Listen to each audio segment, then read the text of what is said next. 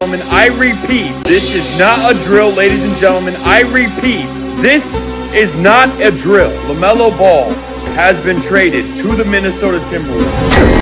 La NBA vient de vivre l'un de ses plus gros transferts de l'été. Après 6 saisons passées à Charlotte, LaMelo Ball quitte enfin les Hornets et rejoint le Minnesota.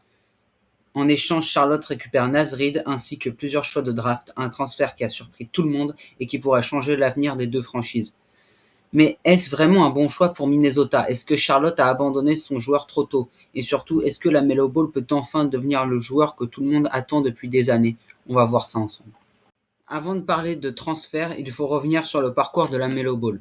Choisi en 3e position de la draft 2020 par Charlotte, LaMelo Ball impressionne déjà immédiatement par sa créativité, sa vision du jeu et sa capacité à rendre ses coéquipiers meilleurs, et surtout pour son tir à 3 points. Dès sa première saison, il remporte le trophée de rookie de l'année contre Anthony Edwards. Un an plus tard, il devient All-Star alors qu'il n'a que 20 ans.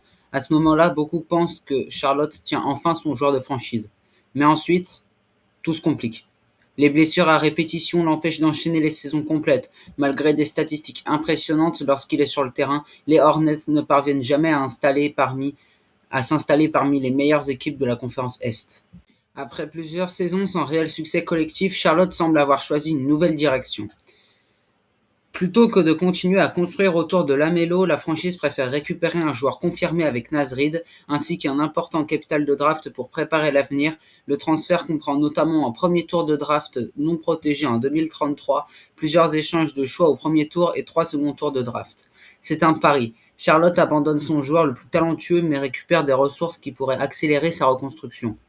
Déjà qu'elle est plutôt bien aboutie.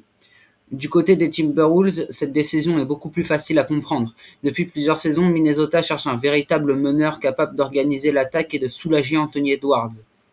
LaMelo Ball correspond parfaitement à ce profil. C'est un excellent passeur, il est capable de créer pour lui-même mais aussi pour ses coéquipiers. Son association avec Anthony Edwards peut devenir l'un des duos les plus spectaculaires de toute la NBA. Ça pourrait peut-être être comme Curry, Klay Thompson. Avec Rudy Gobert dans la raquette, LaMelo dispose aussi d'un intérieur capable de finir des actions sur pick and roll, un secteur où il excelle depuis le début de sa carrière. Plusieurs observateurs expliquent que les Wolves recherchaient ce profil depuis très longtemps. Évidemment, des risques, il y en a. Le premier risque est la santé de LaMelo. Depuis plusieurs saisons, les blessures l'ont empêché d'atteindre tout son potentiel. Si les problèmes physiques reviennent, Minnesota aura sacrifié beaucoup d'actifs pour un joueur indisponible.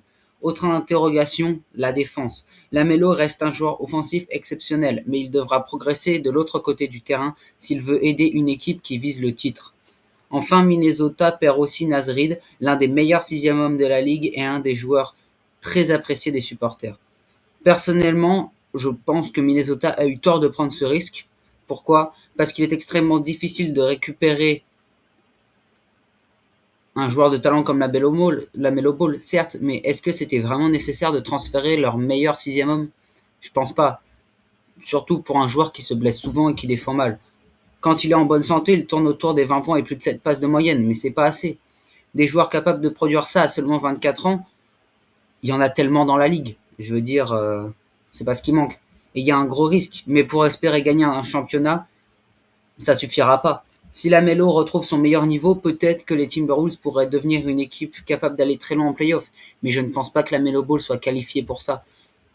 Je pense qu'il aurait fallu plutôt essayer de tenter d'avoir Kyrie Irving que LaMelo Ball. En conclusion, ce transfert pourrait bien être l'un des tournants de cette intersaison NBA. Charlotte tourne définitivement la page LaMelo Ball et mise son avenir sur Con Knoppel et Brandon Miller. Minnesota, de son côté, envoie un message clair à toute la NBA. L'objectif est désormais de jouer le titre.